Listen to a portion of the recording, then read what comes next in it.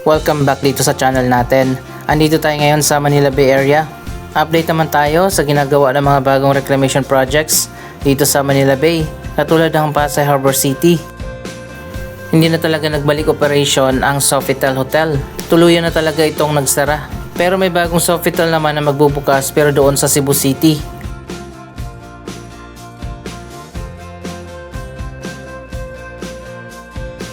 Anyway, andito na tayo sa loob ng Seascape Village.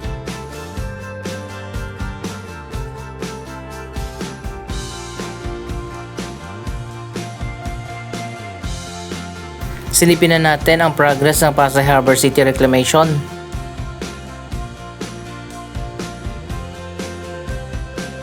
Ito ay project ng Pasay Local Government, kapartner ang ilang mga investors. So ayun guys, makikita naman natin wala nang nagtatambak ng lupa at buhangin dito. Mukhang tapos na yung dredging at ito na nga naitayo na ang bagong man-made island.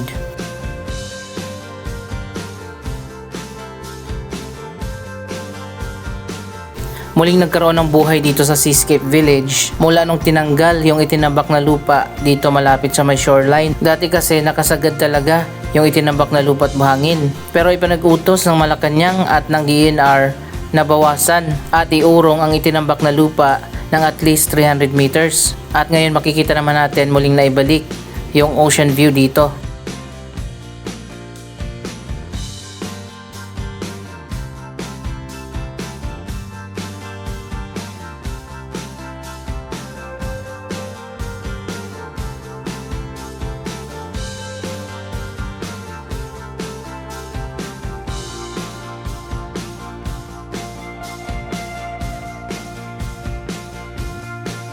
Para sa mga hindi pa nakakaalam, ang Seascape Village ay isang fresh seafood market na may iba't ibang mga restaurant.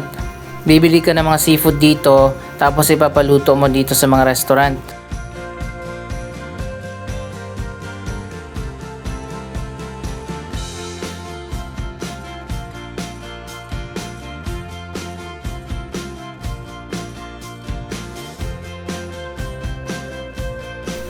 Ito na pala ang bagong attraction dito. Meron ng pickleball court.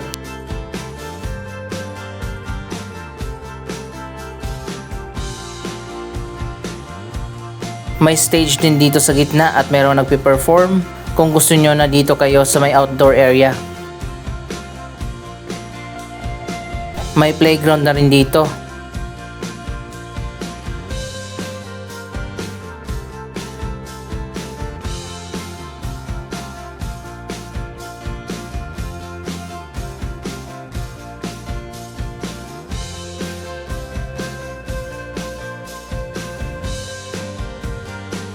Dito rin natin makikita ang Lime Resort, ang bagong hotel dito sa Manila Bay Area.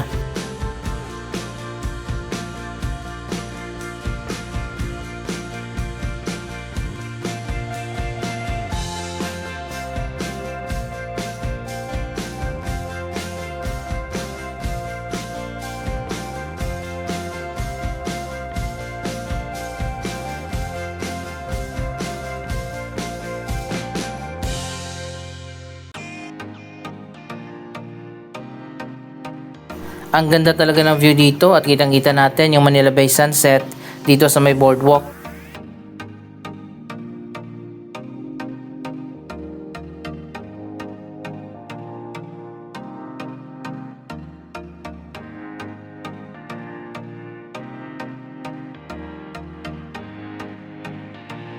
So ayan guys, makikita naman natin lumitaw na yung dating shoreline. Tinanggal na yung itinambak na lupa at buhangin dito at inurong na doon sa malayo.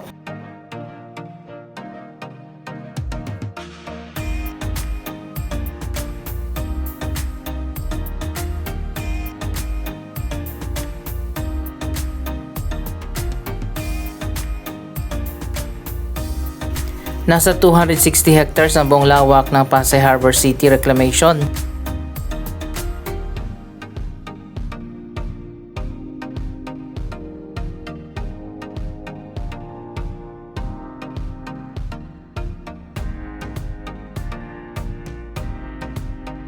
Kaya naman ipinag-utos ng DNR na bawasan at ilipat yung mga itinambak na lupa at buhangin dito para magkaroon ng water channel. Makakatulong yan para hindi mabarahan yung mga drainage system na palabas ng Manila Bay at magkakaroon ng circulation pa rin yung dagat.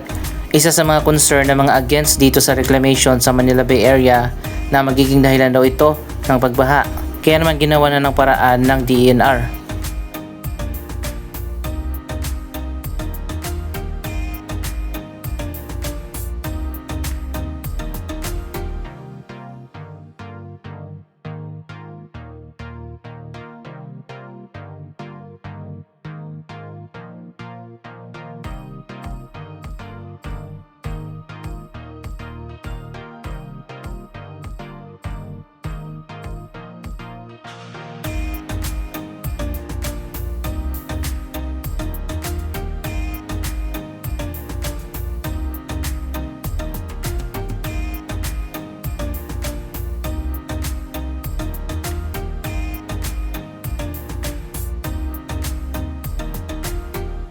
Yung ibang mga restaurant dito ay nagsara, pero yung iba naman ay nagbalik operation na.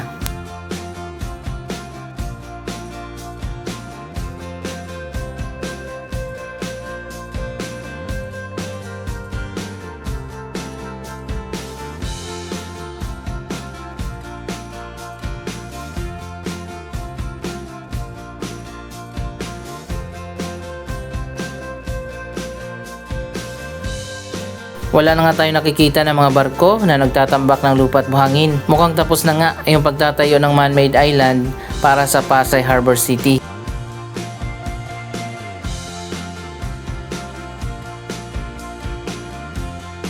Last year ay na-confirm na natin ang isang mega project na unang itatayo dito, ang PIEC o Philippine International Exhibition Center. Yan ang magiging isa sa pinakamalaking convention center dito sa ating bansa. Nasa 15 to 18 billion ang budget sa proyektong yan at na-award na ngayong kontrata niyan sa EEI, isa sa mga kilalang construction company dito sa ating bansa.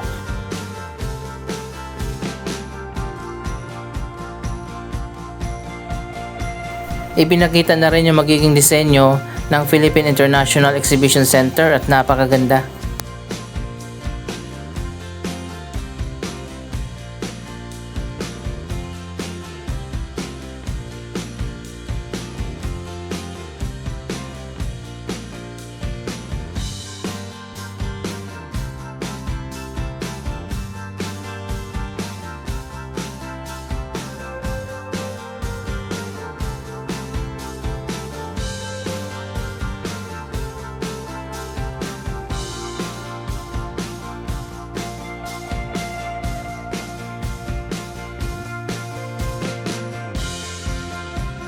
Isa pang possible project pero hindi pa confirmed na baka itayo dito sa bagong man-made island, ang bagong Pasay City Hall na matagal na sana na nakaplano noon. Itatayo sana yon dyan malapit sa Mall of Asia kaso hindi natuloy. Meron na rin pala ditong billiards.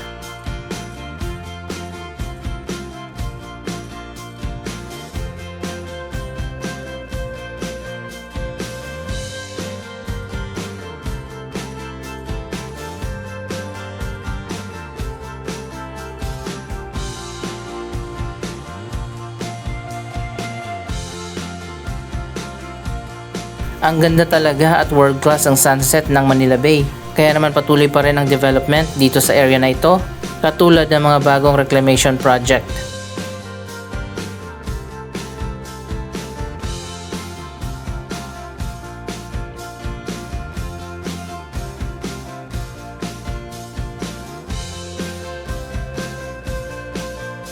May sunset viewing area na rin pala dito.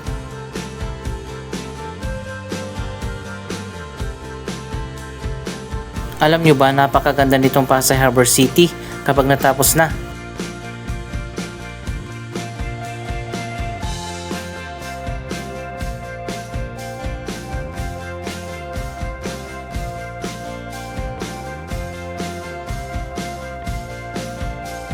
Kung babalikan natin last year, kinansela ang lahat ng mga reclamation project pero kalaunan dalawa ang pinayagan na magpatuloy.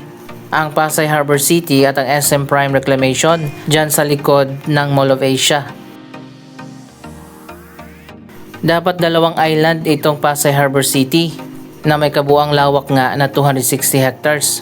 Pero sa tingin ko pinag-isa na lang yung island A at B dahil nabago na nga yung disenyo nito mula nung inutos nga ng DNR na iurong ang itinambak na lupa at buhangin ng at least 300 meters.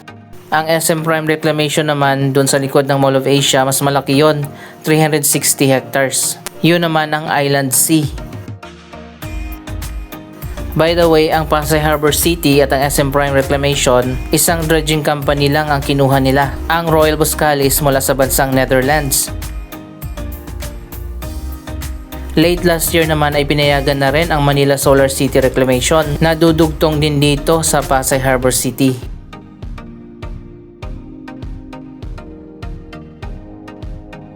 Samantala ang Horizon Manila at ang Manila Waterfront City ay hindi pa rin pinayagan hanggang sa ngayon.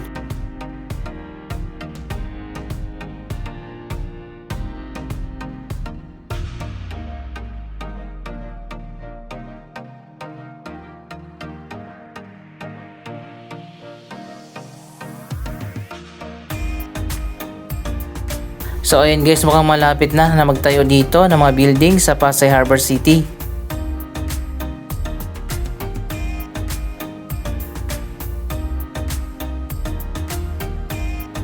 Isa pa palang possible project na itatayo dito ang bagong SM City Pasay. Nakaschedule na yon na magbukas sa year 2030 ayon pa sa announcement ng SM.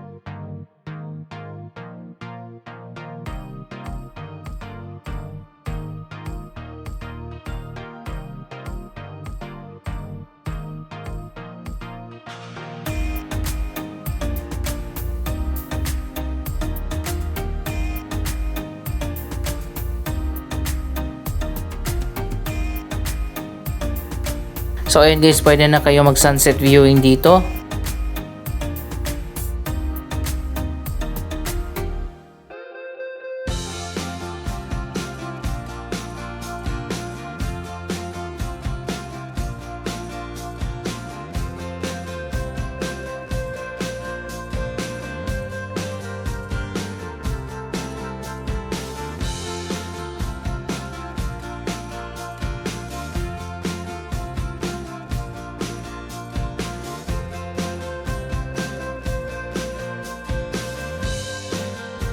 Doon itatayo sa kabilang side ng Manila Bay yung Manila Waterfront City at ang Horizon Manila. Ayan, makikita nyo naman wala na yung mga barko na pang-dredging dyan.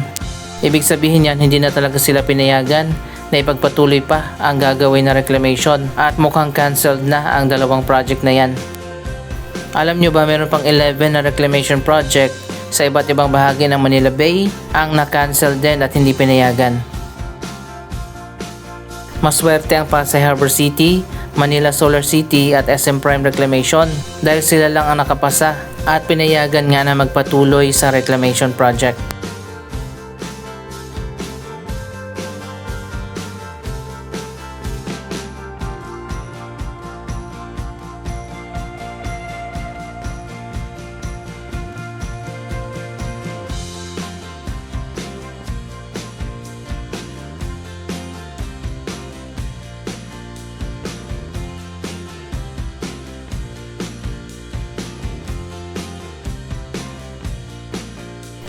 Mas pinaganda pala ngayon ang Seascape Village.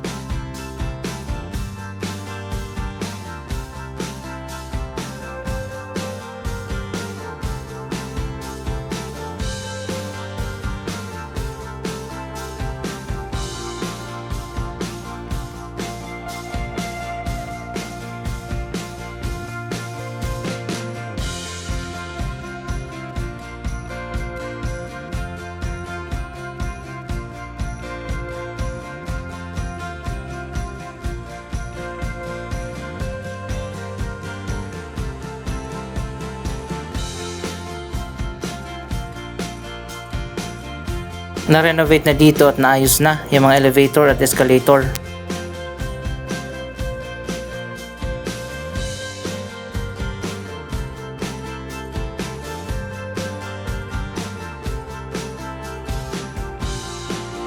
Anong masasabi nyo sa mga proyektong ito? Mag-comment lamang dyan sa baba ng inyong mga reaksyon.